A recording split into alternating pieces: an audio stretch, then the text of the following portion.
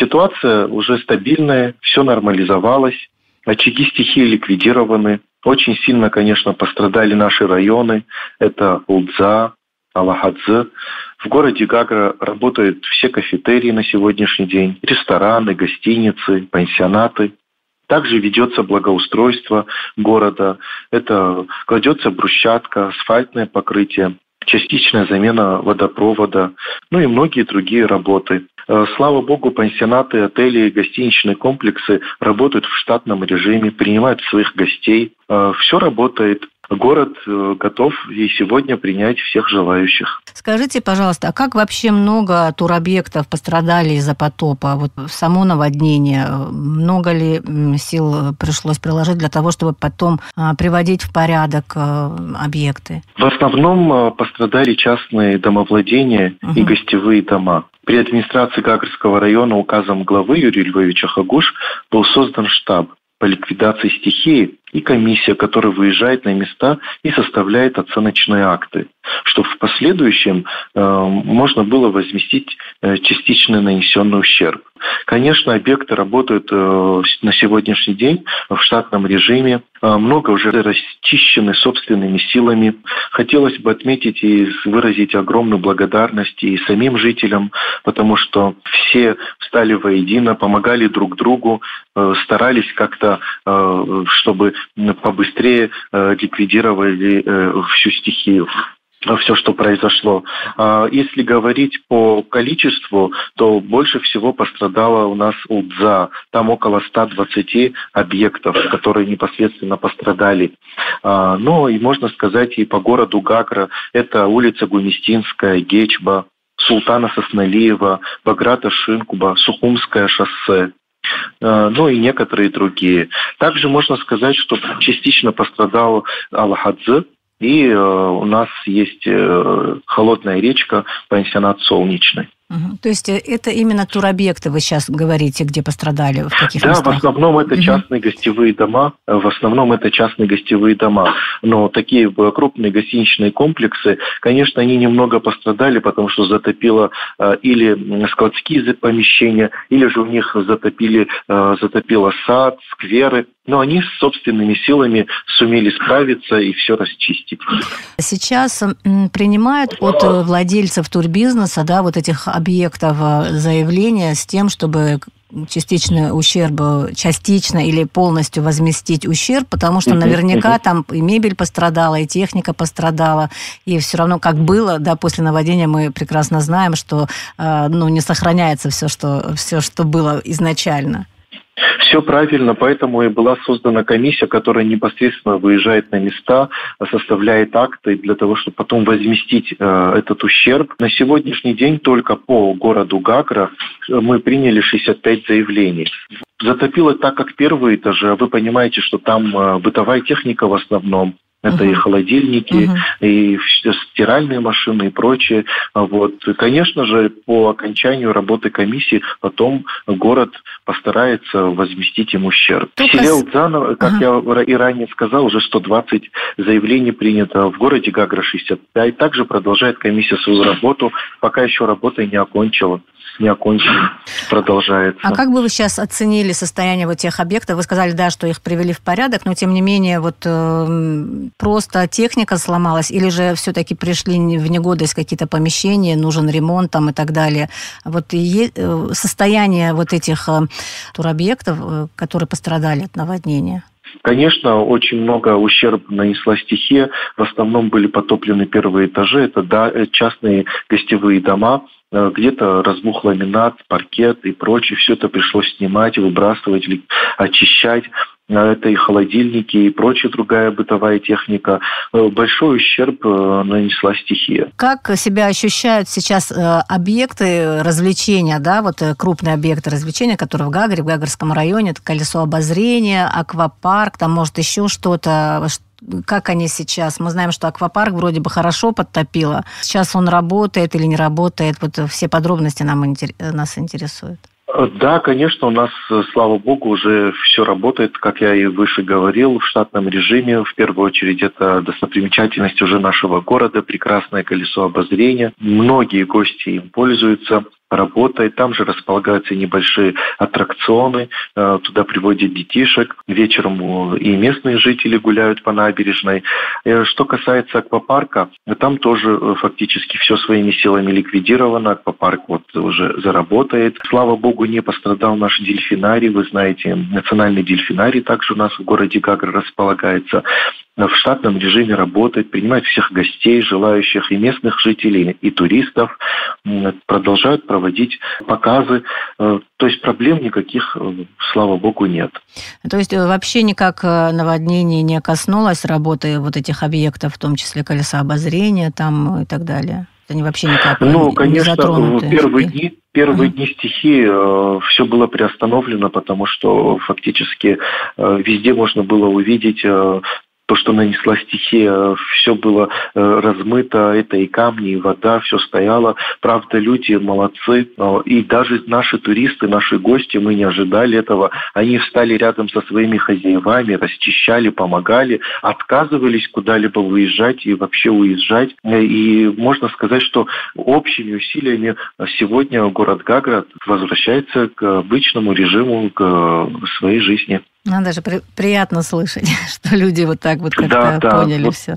Спасибо всем. Они не остались равнодушными, помогали, рядом стали со своими хозяевами. Обращаются ли сегодня туристы с вопросами или за какой-то помощью? И вообще, как с самого начала взаимодействовали с туристами? Может быть, кто-то что-то там потерял, знаете, имущество унесло или документы? Или, может быть, еще какие-то вопросы были? Вот как все это происходило в первое время? Официальных, конечно, обращений к нам не было. А вот при выездных, когда комиссия выезжает на местах, мы видим, что у кого-то машина испортилась. Но опять-таки это все можно восстановить, если даже попала вода в машину и прочее. Вот только так. Чтобы что-то унесло такое ценное, конкретное. К счастью, таких обращений к нам не было. Но, тем не менее, какой-то ущерб есть, у них какие-то потери, да? Конечно. Наверняка есть, но они, видимо, не обращались к нам. А так, например, те гостевые дома, которые пострадали в Илдза, в Алахадзе, около 560 человек были переведены в УПК Пицунда по другим частным гостиницам. То есть невозможно сказать, что люди массово начали выезжать из Абхазии, из Гагры, из-за стихийного бедствия. То есть люди просто переждали этот момент, как-то справились и решили дальше здесь отдыхать. Были ли проблемы у людей, которые, особенно первое время, которые хотели выехать, например, а вот дороги, понятно, в каком состоянии были, да, там ЖД-полотно тоже было, пострадало, да? Как-то вот им помощь оказывали, конечно, в этом? Была такая ситуация, к сожалению, вы знаете, местами полностью дорога была завалена селевыми потоками, где-то частично гора обвалилась, тоже дороги были завалены. Но, слава богу, многих туристов вывозили морским путем, то есть таким образом вопрос был решен. Поэтому серьезных ущербов или, там, скажем, самим туристам, чтобы так сильно отразилось, такого не было. Кто вывозил морским путем? Вот просто интересно. У нас в городе Гагра имеются маломерные суда, разные организации, которые занимаются экскурсиями, морскими прогулками. Вот с их помощью частично были люди вывезены с этих объектов. То есть прямо до границы, да, туда? Нет, не до границы, скажем, до ОПК Пицунда, до других то есть до мест в Абхазии. А дальше уже, да. А так как дальше уже дорога была открыта, там никаких проблем не было, они могли самостоятельно добраться до границы. Но вы знаете, многие гостиницы пользуются трансфером, это обслуживание также продолжалось. Таких серьезных каких-то перебоев, такого ничего не было. А всех ли желающих удалось разместить на каких-то объектах после наводнения? Да, все, кто обращался, фактически всем помогли, и государство рядом стало. Вы знаете, огромное спасибо нашему президенту, он тоже приехал на место стихии.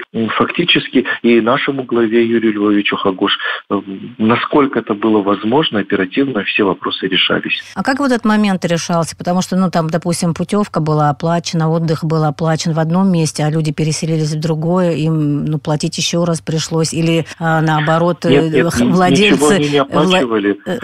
Например, ОПК Пицунда, вы знаете, это РУП, это государственный объект, и поэтому благодаря нашему министру, спасибо ему большое, по курортам и туризму Республики Абхазия, такие вопросы решались на высоком уровне. Насколько сейчас уже восстановлена инфраструктура? Вы вначале говорили, что и брусчатка выкладывается, и ремонт идет, но тем не менее, насколько город он, внешний вид и удобство, перемещение по дорогам, насколько все это сейчас комфортно и удобно?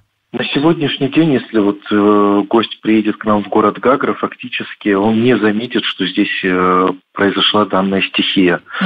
Потому что у нас все приводится в порядок. Буквально первые дни, конечно, было крайне сложно, потому что не было подачи воды, электричества. Но сегодня и подача воды восстановлена, электричество восстановлено. В городе вымыты брусчатки, улицы очищаются, газоны. То есть это следов таких серьезных уже не заметите. А были обвалы, прям крупные. Они сейчас как вообще отремонтированы или пока работы идут? В Гагарском районе. Да. В основном это в Гагарском районе, вы знаете, село Агараки, хотя относится к Гудаутскому району, там уже дорога тоже расчищена, восстановлена. Конечно, пока еще продолжаются работы, но самое важное, то есть открытие самих дорог, подача воды, электричества, все уже восстановлено. Вы говорили, что работают объекты питания, все как и раньше, до наводнения. То есть проблем с питанием, когда были, мы знаем, очереди чтобы поесть и так далее. В первые дни мы в курсе. А сейчас такого нет, да? Слава богу, сегодня уже такого нет, ничего не наблюдается. И спасибо нашему руководству. Вы знаете, они полностью снабжали питьевой водой бутилированной. Туда приносили свежий хлеб, продукты питания, многое другое, провизию привозили. Даже при штабе была создана такая комиссия, которая непосредственно собирала провизию, помогала местным жителям. Это в первые дни до ликвидации. На сегодняшний день такого ничего нет, и слава богу. Потихонечку возвращаются к мирной жизни. Хотелось бы, конечно, сказать о том, что некоторые семьи очень сильно пострадали. Это, например, Жиба Сатбей, у него весь дом смыло, сад, живность. Второй этаж фактически сравнялся с первым этажом. Частично там произошел, обвал горы. А также бутик-отель «Облако», он полностью закрыт был для туристов. Пока еще работы проводятся по восстановлению. Именно этих гостей также вывозили морским путем. Конечно, есть в Гагарском районе пока такие объекты, гостиничные комплексы, которые приводятся в порядок. Около процентов, наверное, 80 уже, слава богу, они работают в штатном режиме. Вы говорили о том, что сейчас администрации, местные власти принимают заявления от пострадавших на компенсацию. А есть уже какие-то соображения по поводу того, из каких источников и в каком размере, хотя бы примерно? Я, конечно, сейчас не могу вам точно ответить на ваш вопрос. В любом случае, это будут и собственные силы, и республиканские силы, я думаю. И поэтому здесь уже будет приниматься решение со стороны высокопоставленных чиновников и нашего государства. И хотелось бы узнать, может быть, за весь этот период, пережитый и туристами, и местными властями, и жителями, может быть, есть какие-то отзывы от туристов по поводу всего того, что происходило, как все это дело убиралось, как люди справлялись с проблемами и так далее? Я вам скажу, туристы в первую очередь к нам приезжают для того, чтобы отдохнуть, получить массу позитива. Конечно, первые дни всем было тяжело, сложно, видеть это не так легко, как все подтоплено, комнаты подтоплены. Но и, как я и говорил выше, люди, они проявили свою человечность, стали рядом, они понимали, что происходит, и, слава богу, только положительные отзывы. Да и местные жители тоже понимают, что гость приехал отдохнуть, получить массу удовольствия. чем они могли, как они могли, конечно, им помогали. Если, например, турист хотел выехать в другой объект из частной гостиницы, то ему также хозяин возмещал ущерб в денежном эквиваленте, чтобы он мог поселиться в другую гостиницу. То есть на настроениях это не сказалось, да? Нет, фактически не сказалось. Люди, наоборот, подбадривали друг друга, помогали друг другу. Вот, слава богу, мы смогли преодолеть этот период. Можно ли сказать, что сейчас жизнь в привычное русло вошла, или все-таки еще чуть-чуть не хватает? Есть, конечно, некоторые объекты, как я говорил, но они тоже приводятся в порядок, слава богу. Если любой гражданин Абхазии или же наш гость приедет к нам в город, он увидит, насколько это комфортно, хорошо, город вернулся к прежней жизни, слава богу, никаких очагов последствий он не заметит.